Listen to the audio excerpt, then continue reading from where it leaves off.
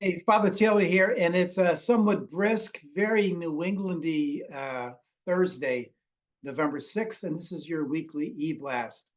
Well, it's kind of rude awakening. I'm really not in my blood. I'm not a New Englander, and I've been in Southern California for the last week.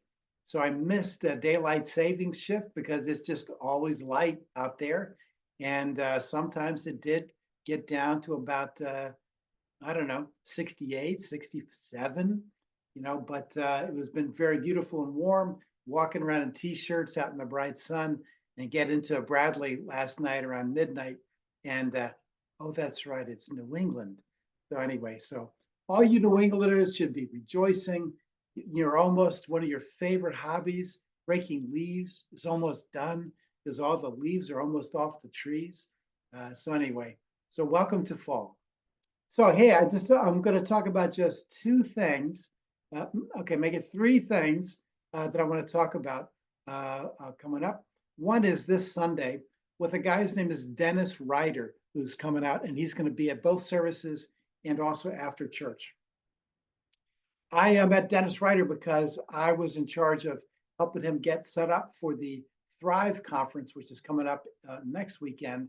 And the guys that I was working with, I call them the Baptist boys, Valley Baptist, Valley Brook, Winton Berry, and the Lone Presbyterian. So they had some familiarity with him. So I went out and had coffee with Dennis. We've been on the phone a few times. So I'm going to talk to you a little bit about his ministry and why I think this is an important Sunday for you to come and be a part of the worship and to come afterwards. So he has been involved in biblical peacemaking. What does that mean? So if you think about things that go on in your personal life on an individual basis, somebody has offended you or you have offended somebody, you've done somebody wrong, somebody's done wrong to you. How do you deal? What is reconciliation? And how does a Christian do that? Where is God at work in calling you to be in a situation where there's reconciliation that needs to be done? Very few of us have looked at and been involved in a deep Christian, a biblical Christian culture when it comes to peacemaking. So there's individual stuff that goes on within families. I mean, there's lots of things that go on within families that are intact, within families that go through divorce, where there's estrangement of kids, multi generations of people who have not been reconciled. If you get beyond that, sometimes you get into relationships of that might happen at work. How am I supposed to respond to people at work? What does Jesus in particular call me to? And then you get into inter-church conflict. And I've dealt a lot with that in terms of in situations where priests have not necessarily been faithful, and then churches respond to that. In situations where there's been a conflict about decision making in churches. I know one church, very big Episcopal church in a different diocese, where there was a huge feud over the new building, what kind of building, who's get to choose this kind of thing, and one group actually began a building even though it was not fully decided. And so this spiral staircase, which is poured in concrete, is on the property. It almost looks like it's a like a monument. It's a monument to the conflict that we went through. How do churches and groups of people in churches reconcile and do peacemaking? Well, this is what Dennis Ryder's ministry for 50 years has been about. And he's done this here in the United States. He's done it in Europe and in places in other parts of the world. And so Dennis is an older guy with a ton of experience. So he begins with the peacemaking is about Jesus, who is the Prince of Peace. Well, what does that mean? So I encourage you to come out and to hear him speak and to listen to what the Lord is saying in that, and to actually really take notes, write things down. How do we do this reconciliation where God is helping us in it, and we're not working against what God's will is? And the second part is, if you can, come to the coffee afterwards, because he's going to be able to get a sermon's only, 15, 20 minutes, but then he's going to be able to talk more about it afterwards. So just say, come on out to hear him and meet him, and to be able to take notes. And hopefully our whole church will learn something and be a church where hopefully we'll never have to get too deep into this, but we have the basis of peacemaking within our church, and that our church has something to offer people outside of our church. So that's this Sunday coming up. Also, we got coming up shortly is the Thrive conference, and you've seen in the I'm just looking at the, let's see if I can get the EBlast without this being too bright.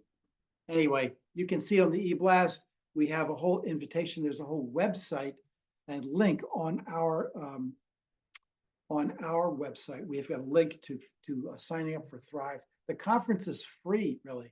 I forget whether you pay for lunch or not, but the conference is free.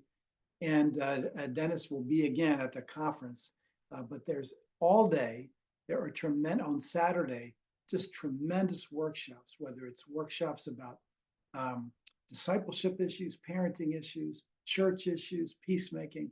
There's a great selection of people who we're bringing in for this.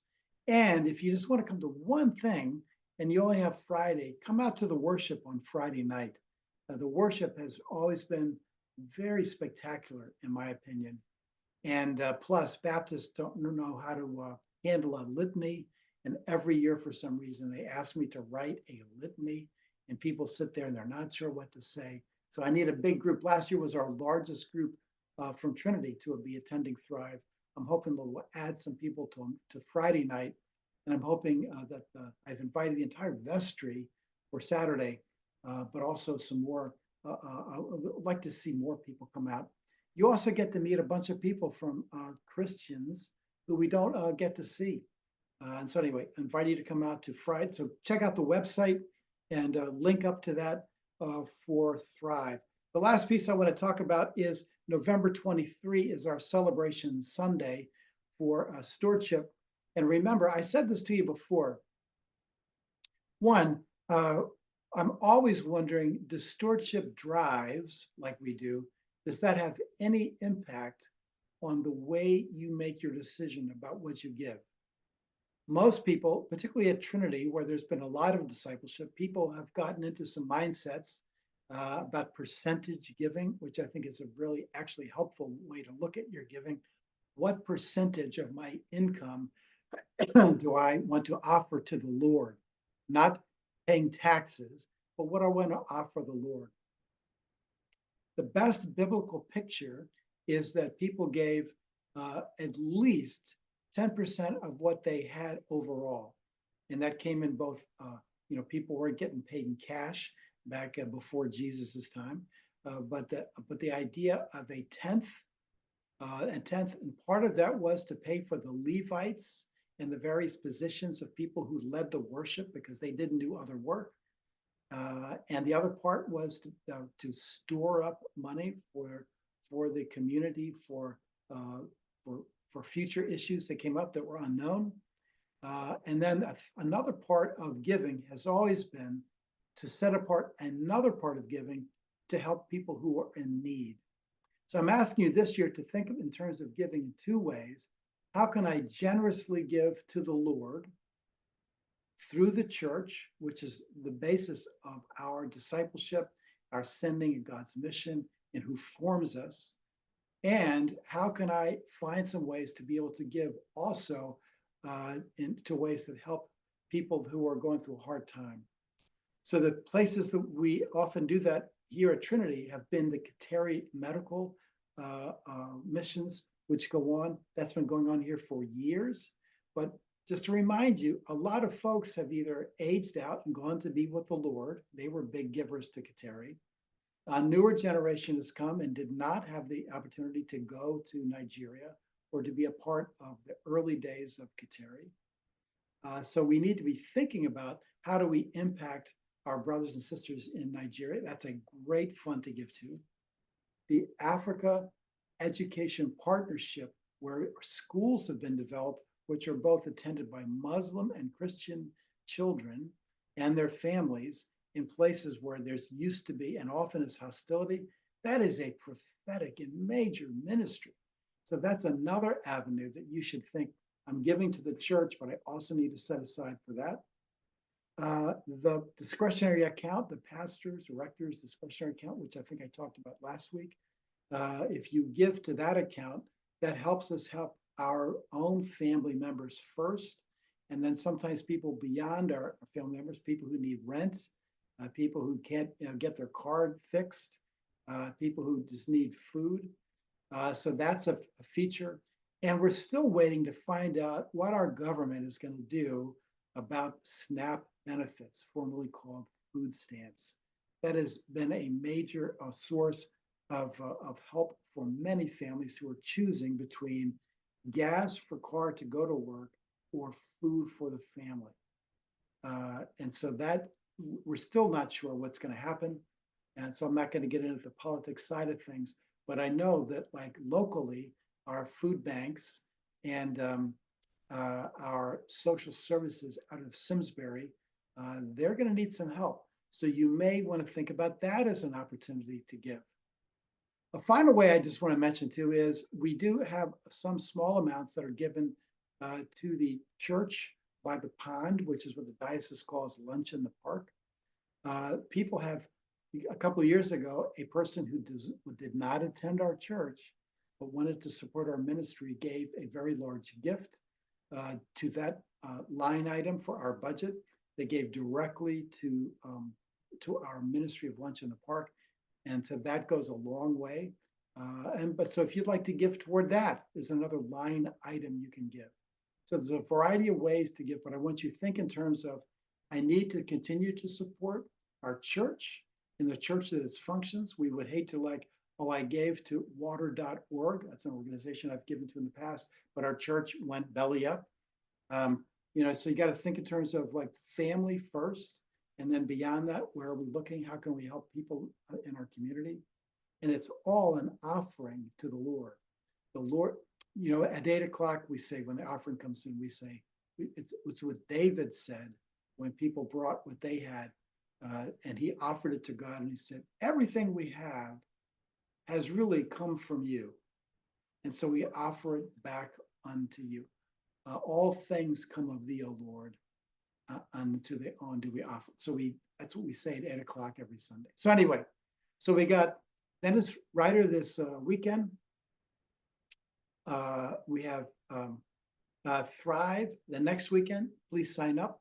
And then we have coming up on the 23rd, we have our celebration Sunday. So that's what I got for this week. God bless you guys, and I hope to see you soon.